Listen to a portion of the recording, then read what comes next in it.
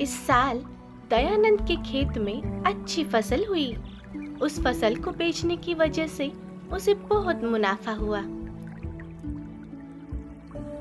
घर आकर दया अपने साथ मेहनत करके अपनी उन्नति के कारक बैल और गाय को प्यार से छूते हुए दाना देते हुए कहता है, तुम दोनों मेरी दो आंखों के समान हो। तुम दोनों के बिना मेरी जिंदगी बेकार है। कहते हुए प्यार से उन्हें दाना देता रहता है। तभी उसकी पत्नी आकर, सच है जी, हमारे अपने बच्चे नहीं है तो क्या हुआ, यही हमारे बच्चे हैं, बड़ी खुशी से कहती है। इस तरह वे उन्हें दाना देते समय दयानंद की पत्नी ने गाय में कुछ फर्क पहचानकर अपने पति को बताती है।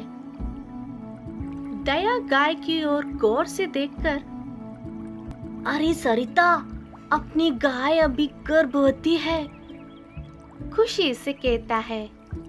यह सुनकर सरिता कहती है, सच्ची? तब तो हमारे परिवार में एक और सदस्य जुड़ने वाला है। कहते हुए गाय को चूमती है। उस दिन से उस गाय को अपने बच्चों के समान बहुत ख्याल रखते थे दोनों मियां बीवी। दिन गुजरते गए। उस गांव में गायों की चोरी करने वाली एक समूह आई। वे एक एक करके अलग होकर गांव की गायों पर नजर रखते रहे।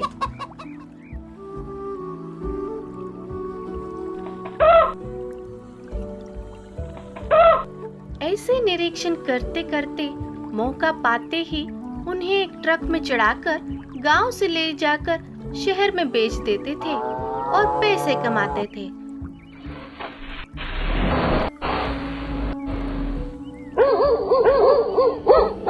ऐसे ही उनकी नजर दयानंद के गाय पर भी पड़ी।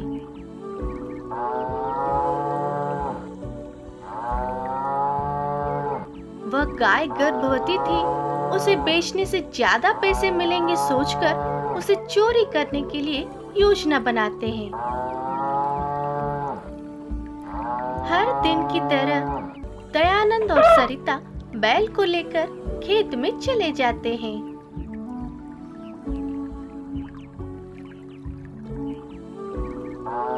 यह मौका देखकर उस समूह ने उस गाय को बिना कोई शक हुए एक ट्रक में चढ़ाकर तेजी से वहां से चले जाते हैं।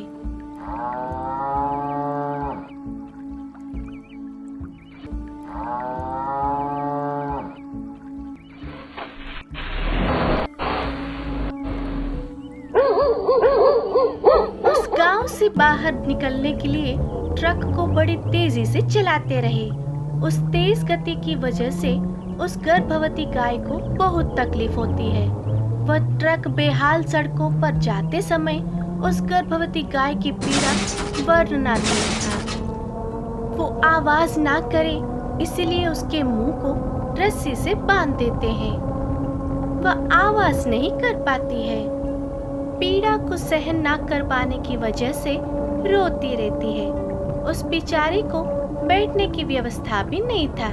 उसे खड़ा करके ही बांध देते हैं। इससे उस गाय को पीड़ा दुगनी हो जाती है। कोई आके उसे बचाने की आस में अपने दोस्त बैल की याद करते हुए बेहोश हो जाती है।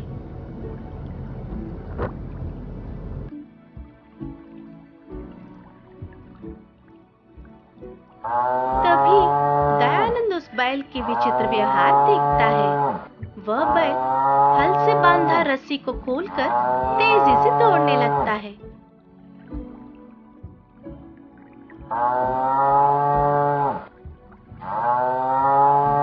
इसे देखकर दयानंद और सरिता विस्मय होकर बैल के पीछे पीछे दौड़ने लगे।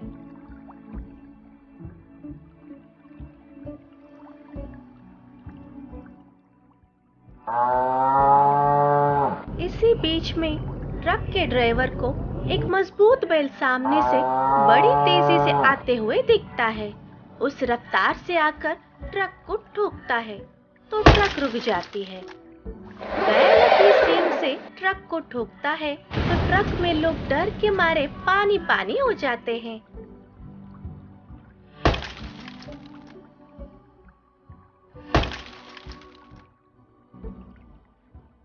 वह अपनी सींग से ट्रक को उठाकर गिरा देता है, हिलने ही नहीं देता।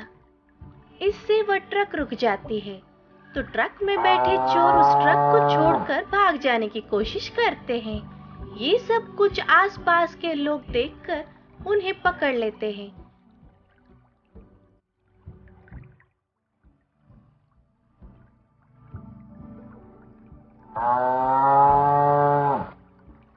तभी दयानंद और सरिता वहां पहुंचते हैं। वह बैल कुछ कहने की कोशिश करता है।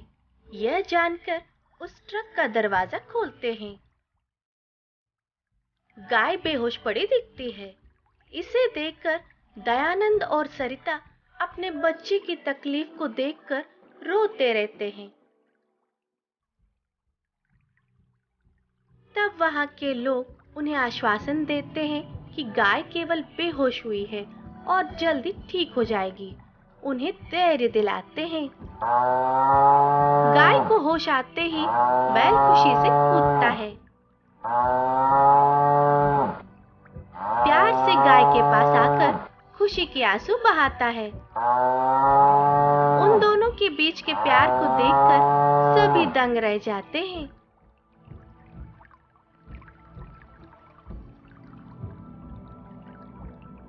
दयानंद और सरिता गाय को इतना प्यार करने वाले बैल को देखकर बड़े प्यार से उसे चूमते हैं। दिन गुजरते गए। यशपाल को अपनी खेती से नुकसान हुआ। यशपाल को आगे क्या करना है कुछ सूझा नहीं। गाय को बेचकर उधार चुकाना चाहता था। यशपाल का गाय बेचने की बात जानकर एक सेठ आकर गाय को खरीदता है। के लिए एक ट्रक ऑटो को बुलाता है, उसे ऑटो में चढ़ाता है। यह देखकर बैल दुखी होकर बंधा हुआ रस्सी को काटकर ऑटो के पीछे दौड़ने लगता है। ऐसा बहुत दूर तक ऑटो के पीछे पीछे भागता है। थोड़ी दूर जाकर ऑटो को रोकता है। रोककर उसके आगे पीछे घूमता है। तब गाय बैल को देखकर आंसू बहाता है। उस सेठ ने ऑटो से नीचे उतरकर बैल को भगाकर फिर आगे बढ़ता है। फिर से बैल ऑटो के पीछे दौड़ता है। इसे देखकर सेठ बैल और गाय के बीच के रिश्ते से हिल जाता है। उन्हें जुदा करने का पाप अपने सर पर नहीं चाहता था।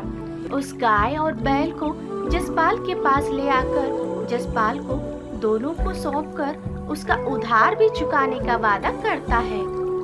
इन दोनों को कभी जुदा ना करने की बात कहता है।